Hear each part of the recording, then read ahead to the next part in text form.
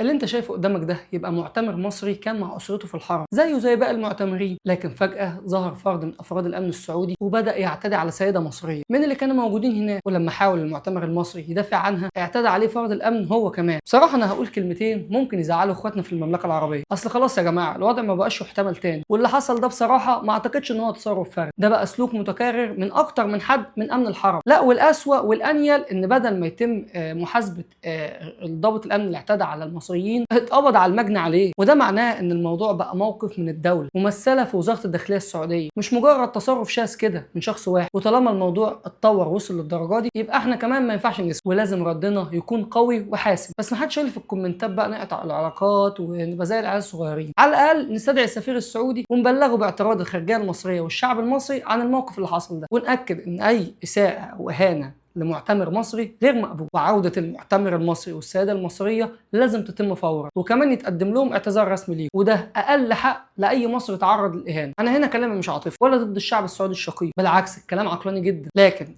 اللي حصل ده لو عدى من غير أي رد هيكون هو ده السلوك الطبيعي. هي دي الخلاصة. سلام.